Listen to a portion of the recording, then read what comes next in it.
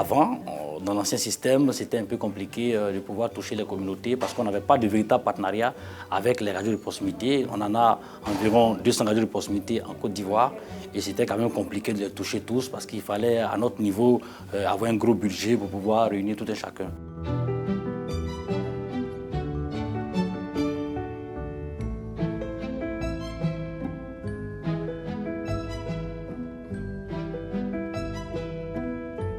Au départ, on se disait, est-ce que les radios de proximité pourront être un secours pour pouvoir transmettre l'information aux différents ménages? On a vu que c'était pas à démontrer et qu'effectivement, les messages passaient. Les gens captaient les messages, que ce soit dans les différents lieux de travail, de restauration sociale et tout ça. Ils comprenaient, ils entendaient les messages. Ils participaient même aux émissions radiophoniques, que ce soit les leaders ou les personnes même clés des différentes communautés. C'est vraiment un outil très important et qui demeure depuis toujours et qui encore reste utile dans le temps pour pouvoir renforcer les actions de promotion de la santé. L'action de l'OMS avec les radios communautaires a commencé bien avant la pandémie à Covid-19 parce qu'on s'est rendu compte que pour faire la promotion de la santé, pour montrer aux populations comment se vivre mieux et en bonne santé, il fallait passer par des canaux les plus écoutés. Alors, l'OMS a vu que les radios étaient suivies, surtout dans les langues locales, au niveau de tous les pays. Ensuite, avec la survenue de la pandémie à Covid-19, la nécessité s'est imposée. Il faut donner l'information et la vraie information à toute la population de la Côte d'Ivoire.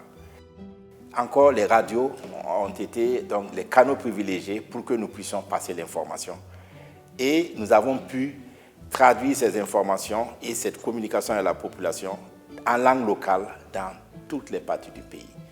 Voilà ce qui a motivé le choix de l'OMS pour ces canaux de radio communautaires.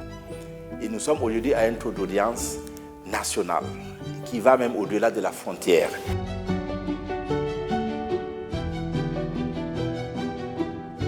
En tant que journaliste, nous arrivons à donner de bonnes informations avec des sources vraiment crédibles, des informations qui protègent la santé de nos auditrices et de nos auditeurs. Grâce à l'OMS, j'ai eu un dictaphone, un gros dictaphone d'ailleurs, et un ordinateur. Et donc l'OMS nous aide véritablement, l'OMS nous appuie et c'est un appui vraiment sans faille et continuel.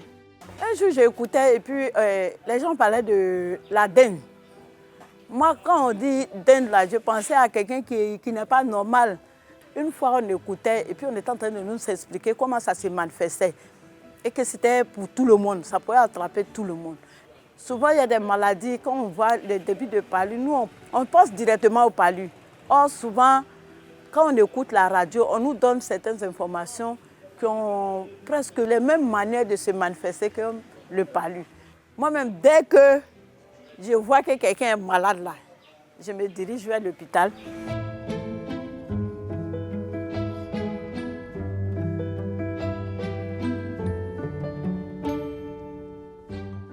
Il faut dire qu'au niveau de la communication, traditionnellement, nous utilisons la communication publique pour toucher les communautés. Mais aujourd'hui, avec l'appui de l'OMS, nous avons donc des activités concernant la gestion des rumeurs et la communication pour l'engagement communautaire. De façon pratique, avec la radio de proximité, nous arrivons aujourd'hui à toucher l'Ivoirien moyen, à toucher les Ivoiriens qui habitent dans des zones les plus reculées. Une fois, j'étais allée dans un village pour une sensibilisation. Et quand on arrivait dans le village, il y a un vieux qui avait sa radio. Et je suis venue, j'ai trouvé plus de 10 personnes qui étaient autour de la radio, qui écoutaient l'information qui passait. L'information sur la vaccination et autres. Dans les villages, les gens refusent de vacciner parce que quand ils vaccinent, l'enfant tombe malade. Donc, ils étaient en train de donner les informations sur ces gens de maladies. Vraiment, ça m'a ému. C'est un village reculé. Parce que là-bas, même une fois qu'il y a la saison pluvieuse, ils sont coupés du monde parce qu'il n'y a plus de route pour pouvoir accéder au village.